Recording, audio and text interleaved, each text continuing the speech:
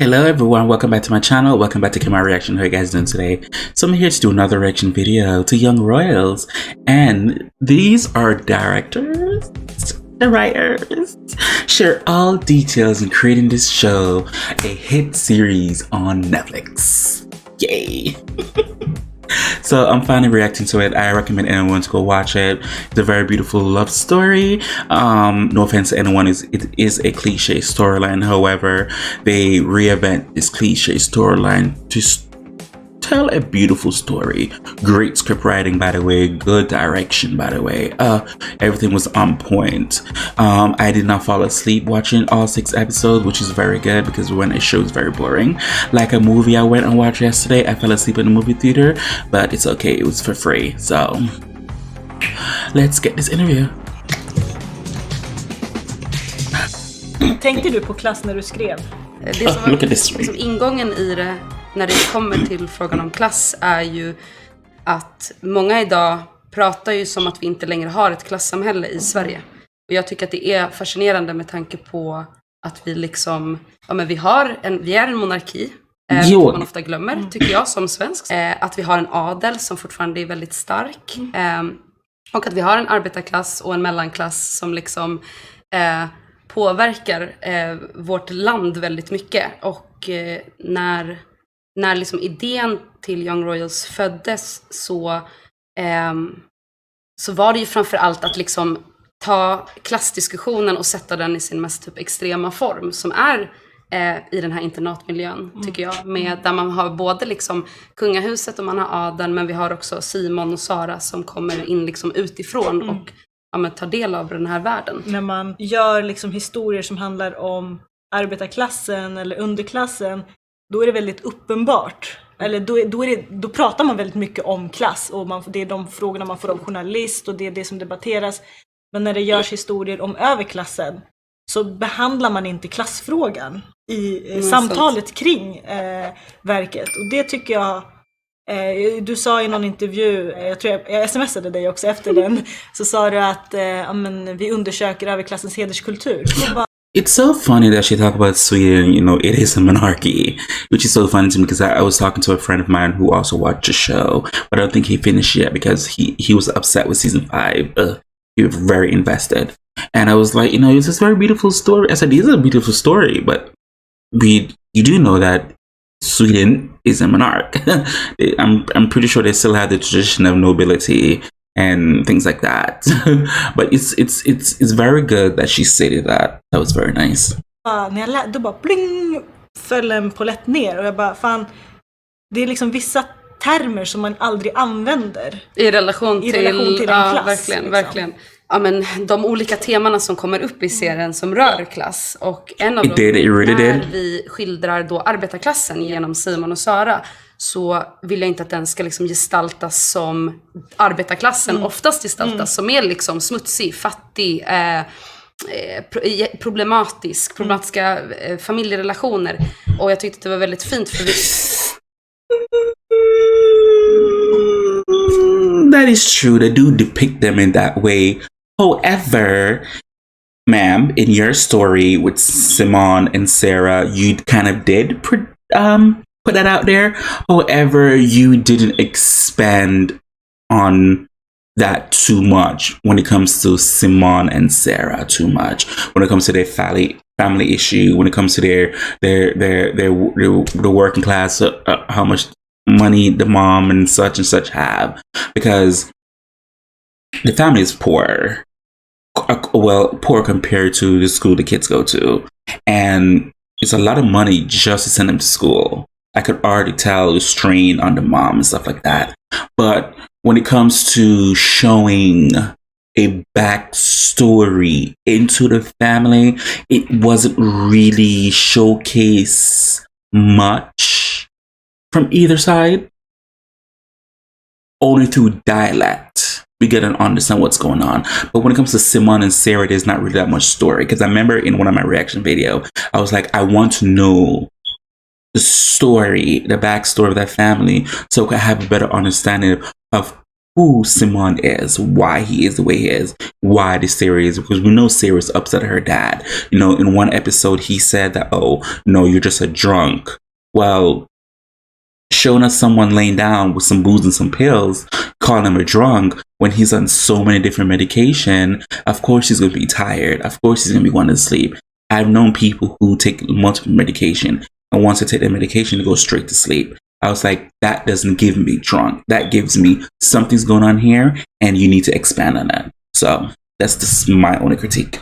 Vi har ju en sån berättelse i det genom Simon och Sara, men att den får vara så som liksom visa hur arbetarklassen också är. Som är att så här, bor man på landet så kan man bo i ett hus och det är nice hemma och det är, alltså man har en jättefin relation till sin mamma, man kanske inte har det till sin pappa men man har det till någon.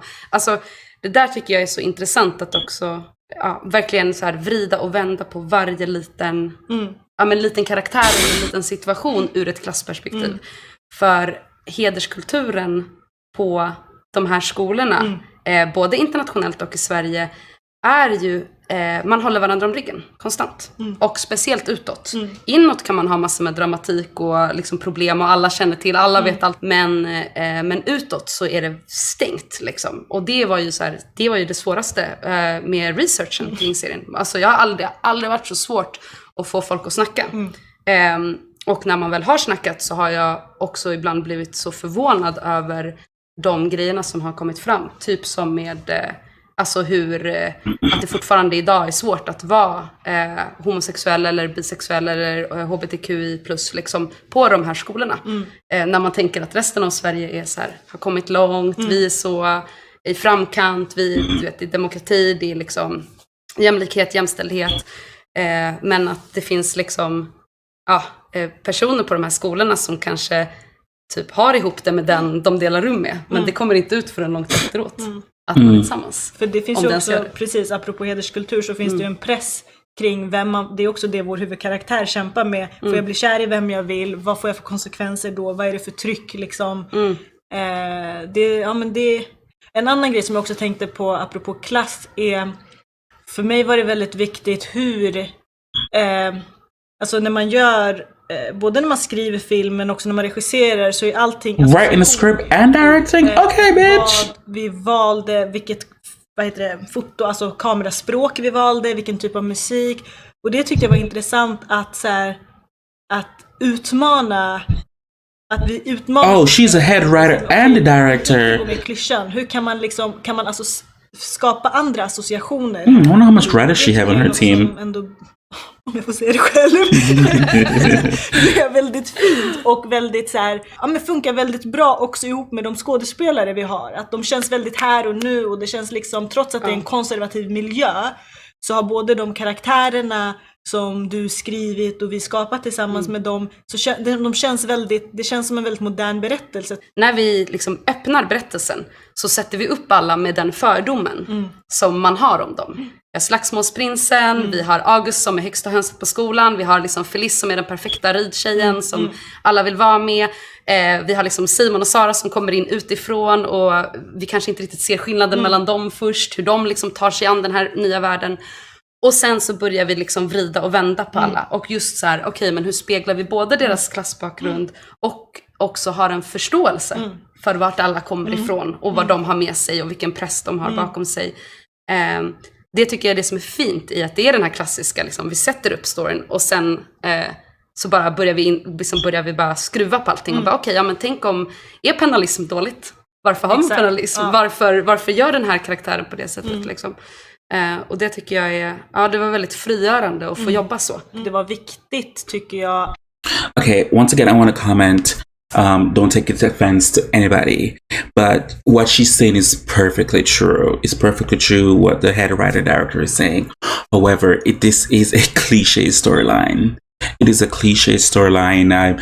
When I was watching the show, I was thinking about Gossip Girls. I was thinking about Clueless. I was thinking about Teen Wolf. It's a cliche storyline. And when the lady on the screen would be the left, the one in all off-white dress, when she was stating that, to make it more current, more modern into today's world. The head director, she did say something earlier about that things like this do happen in the upper class, and people with money, they just don't talk about it for a long period of time. Now that we're in a time where everything's more open and more free, for me personally, I would say that's modern, but I was like, I don't think it's modern, because I've seen stories like this all the time, especially on CW. I don't know the name of the shows, but on CW, things like this happen all the time. It's a thing of the matter. The fact is that it's not a prominent gay character to get a main stage show. They're always in a back front. They're always the best friend. They're always a side character. That's one of my things I can respect about this show. But it is a cliche storyline. And cliche, not in a bad way. There's a cliche. It's like, okay, it's a storyline that's been done with heterosexual couples a lot. But it's very good though. Den här liksom HBTQ plus temat inte är, vad säger man, inte är en skylt, utan det bara existerar i världen, och det tycker jag är vår uppgift som filmskapare och som så här medvetna, och som har ändå liksom en agenda att så här, men jag tänker ändå att på olika sätt vill vi göra världen till en lite bättre plats, och då måste man någon gång ta en ställning från att reproducera vissa historier kring HBTQ-karaktärer och istället låta de bara få vara människor och karaktärer som råkar eller som har en viss sexuell läggning eller som har en viss identitet. Men det är inte det som är deras front liksom, utan det ligger som en del av deras karaktär. Huvudproblemet för Wilhelm är ju inte hans läggning. Yes, that is. Hans roll som prins. Precis. Och det var också, alltså de här grejerna är ju inte problem för våra karaktärer. Nej. Det är ju inte för en enda karaktär som deras identitet är en problem. Förutom då med de här det är titlarna. Representation handlar ju inte om att att trycka in saker i platser där de inte existerar, utan det handlar ju om att visa upp verkligheten så som den faktiskt är, för att vi gör Perfect. det. De flesta filmer handlar fortfarande om liksom vit. Perfect, bitch. She said it. Representation is not about forcing that shit. It is about showing what actually is happening in today's world. Bitch. Övre medelklass och utspelar sig fucking i en viss typ preach. av situationer i en viss typ av draman, och vi ser tusentals av dem hela tiden.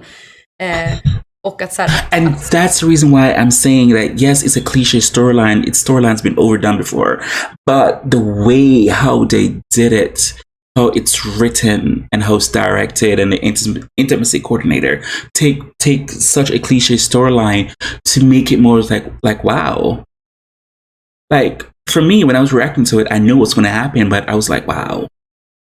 The way they did it, it's like, wow. It doesn't feel forced, because there's a lot of shows out there that feel forced. Like they're punching me in my face, and some shows choking the hell out of me. But this show, I was like, wow. 6 episodes?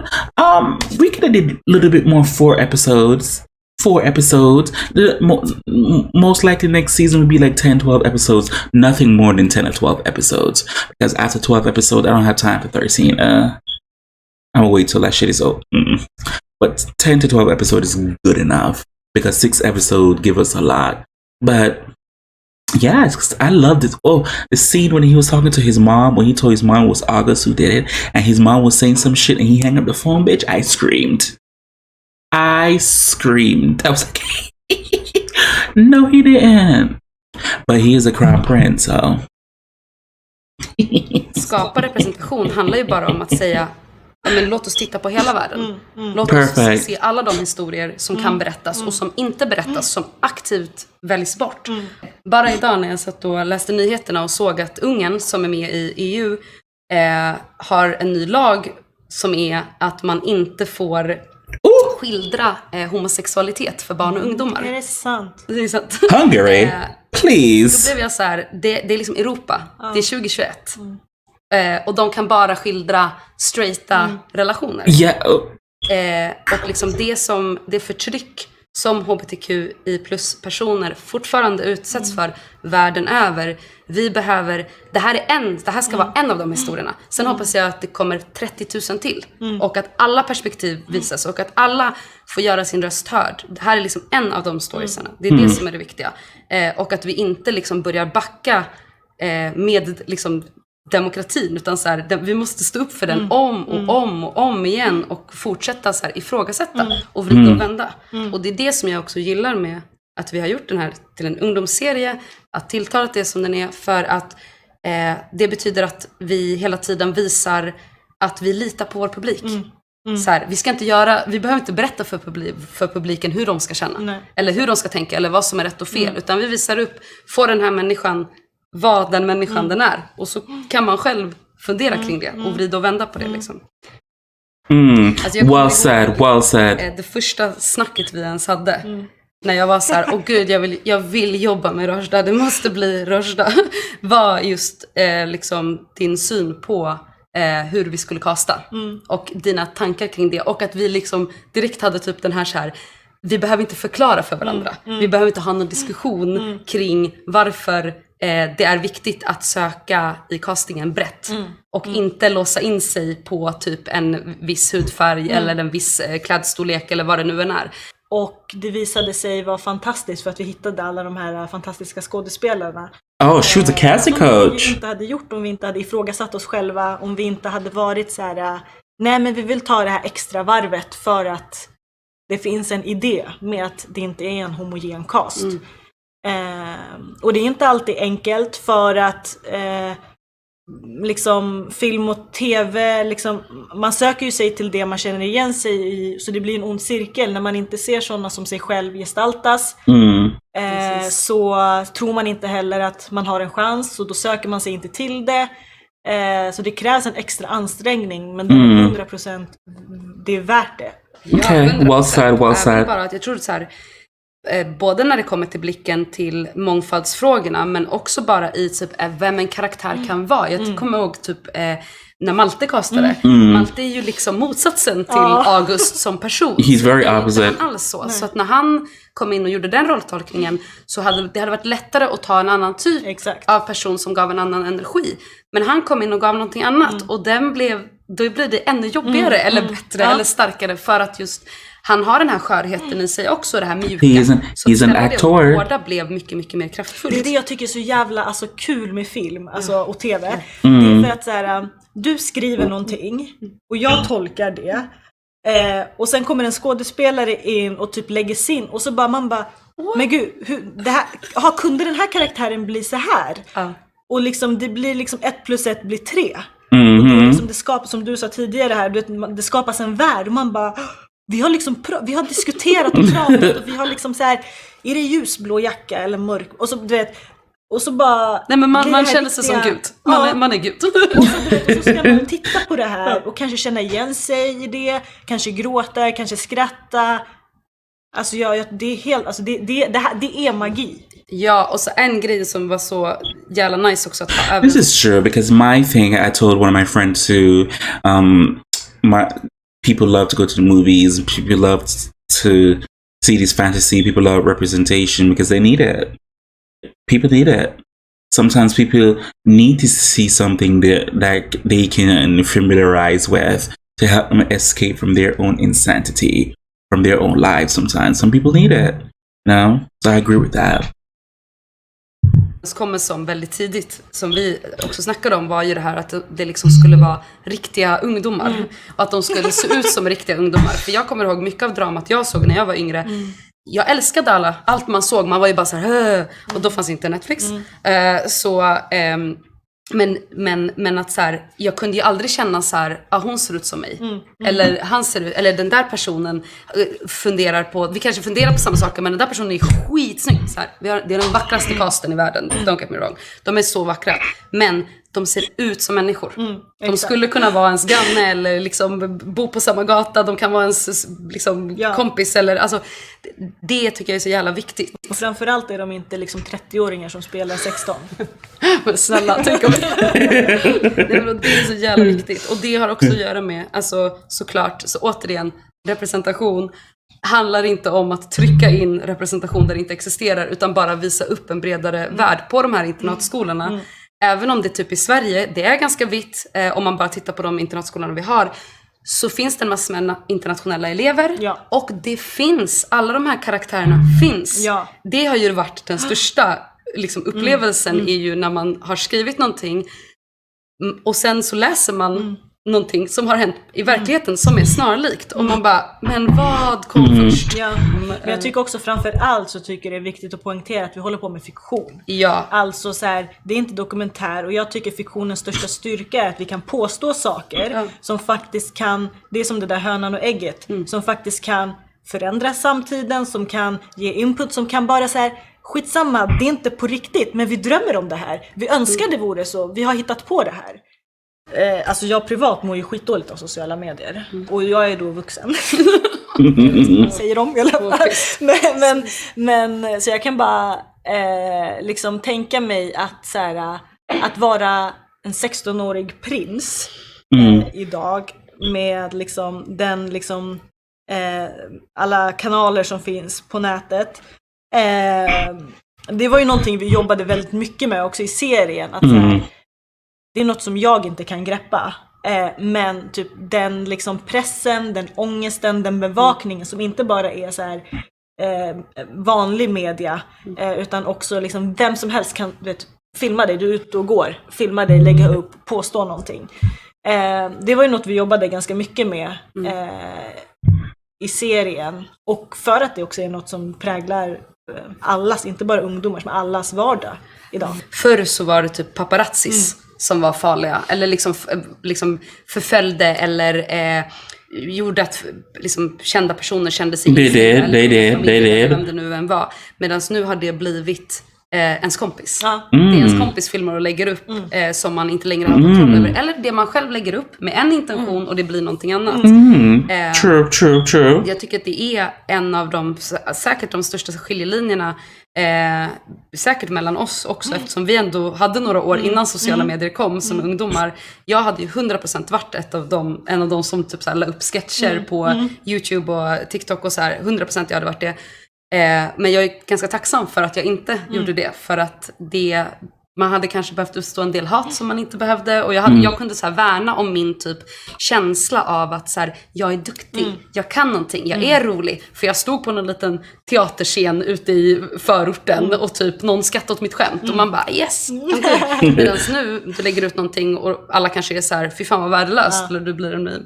Och den tematiken liksom handlar ju så mycket om den här bilden man ska måla upp av sig själv. Som vanliga personer tror jag kan känna igen sig, men som också i serien blir ju också både ett kontaktsökande sätt, för att karaktärerna letar ju efter varandra på sociala medier, och man kollar på bilder av varandra och man liksom kollar, vad gör den nu och vart är de och vad betyder det att de var med dem och så här.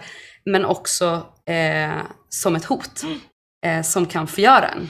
Ja, liksom. och, precis, och vi har ju också liksom, vi leker ju också med idén där framförallt av Felice-karaktären liksom har någon slags dubbelliv, alltså som har så här ett liv på sociala medier, och det visar sig att det liksom är helt tvärtom egentligen i verkligheten. Det är ju också något som är något man inte har kontroll över. Alltså det finns ett flöde med massa olika liv som ofta ser perfekta ut. For me, I think the reason why Felice lives that double life in her sense in this story, because her life, her reality is already controlled by her parents. You know, the family's very rich. They have money. They probably have more money than the damn crown. But nothing beats status, having power. Status, please. Nothing beats that. Money and status, you can't go wrong. So her having social media, that's her way of controlling what people see that she puts out, but not what people are seeing behind closed door. That's how I see Felice. Och så sitter man där med sina egna issues och sitt eget liv och tror att alla andra har det mycket bättre än vad en själv har det. 100%. Och jag tänker som ung, när så här rent vetenskapligt ens hjärna inte är färdigutvecklad än, och att liksom ha alla de här intrycken måste ju vara helt liksom kämpigt att sålla i. Ja, det går ju inte att sålla i, det är väl det har bevisats. Och det är det som gör att man blir lite knäpp typ av det. Och jag tänker jättemycket på Felice som ska upprätthålla den här bilden liksom både för sina vänner och sin mamma kanske framförallt liksom som inne och kommenterar och liksom påpekar det hon har sett där och liksom och sen Wilhelm genom att jag tror att på ett sätt så tror jag att kungafamiljer historiskt har varit lite mer skyddade av att det har funnits liksom gammedia som man säger som liksom har men det som står utanför slottet med liksom kameran redo men då kan man ju också skapa ett tryggt rum medans nu ska man göra YouTube-kanaler eller man kan se hela Megxit-grejen liksom med att bara lägga upp att vara delaktig i de medierna som vanligt folk är gör ju också att den där liksom sista muren också faller. Precis. För det lilla privata man kanske har. Och jag tänker också på att så här, men det är många nu man vill bli känd, man vill ha uppmärksamhet och jag tror att det man kan tro att man vill ha uppmärksamhet när det kanske egentligen bekräftelse man behöver, men uppmärksamhet behöver inte vara positivt. Nej. Det kan vara jävligt skadligt. Medan bekräftelse behöver alla människor. Everybody needs to be acknowledged. Det är fin eller vad det nu än är och räcker som människor. They need validation for some reason. Allt. People needs it. Sociala medier och hela tiden att tro något och att försöka efterlikna det i sitt eget liv. Och återigen med klass där. Precis. För att man hela tiden, de som blir så här ofta stora på sociala medier, förr var det genom bloggar och liksom YouTube, nu är det genom liksom sketcher eller man postar sina outfits, är ju ofta folk som redan har en viss typ av socioekonomisk bakgrund. Precis. För att man ska ha råd att köpa de där grejerna eller man ska börja generera samarbeten ändå så pass snabbt att alltså det blir, vi får liksom klassstrukturen fortsätter. Men den är kanske då svårare just för att det är lättare att fejka. Eller bara som midjemått allting. Ja. Alltså, det var mindblowing. Då känner jag mig som en gammal tant när jag var så här: jaha, folk drar in midjan i sina videor. Man känner sig dum i huvudet som inte har fått det. Och jag bara, jaha, det är därför inte jag ser ut som I could look like a supermodel. Jag tänker att bara för att det här är en serie som på ett internat och med liksom karaktärer som går i gymnasiet så tror jag att det här är ändå en ganska bred serie som många kommer känna igen sig i och som man kan också titta med en förälder eller familj. Alltså det är väldigt mycket igenkänning i liksom hela säsongen. Gud, verkligen. Och jag tror att det har att göra med att den känns bred är ju, tror jag, för att också vi liksom litar på publiken. Att ibland tenderar man när man gör en ungdomsserie att det blir att också, då ska man överförklara allting eller då ska man visa vad som är rätt och fel eller vad som är bra eller dåligt. Medans i Young Royals så tror jag faktiskt ändå att det finns vissa moraliska dilemman som folk kommer ha väldigt olika åsikter om. Och när man litar på den unga publiken, då tror jag också att det gör att massor med äldre personer kommer ju känna igen sig, för vi har alla gått igenom det i liksom gymnasieåldern. Det är ofta då man går igenom allting för första gången. Det är första gången man kanske blir kär, det är första gången man kanske har sex, det är första gången man får en kompis kanske, för man kanske inte har haft någon kompis innan. Det är första gången man börjar fatta att ens föräldrar kanske inte är perfekta. Och man börjar förbereda sig för den man ska vara sen. Och det är ju en unik ålder. Det är också en ålder där väldigt mycket känns väldigt mycket också. Och man tror att det här är sista chansen, eller jag kommer aldrig. Och det är väldigt tacksamt att dramatisera och jobba med, för att då kan man verkligen jobba med stora penseln liksom. Tack för att ni har lyssnat på vårt Deep Talk, och glöm inte att titta på Young Royals på Netflix nu. Okay, that was good. That was a well-detailed discussion between the two young ladies.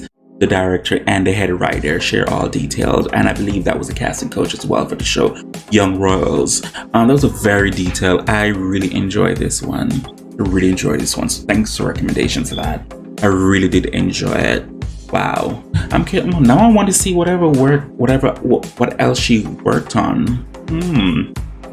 I have nothing else to say. I can't wait for season 2. Whatever you guys want me to react to, feel free to leave a link below in the comment section, and I'll get to it as soon as possible. As always, who can do you besides you? I really do appreciate it. Hey.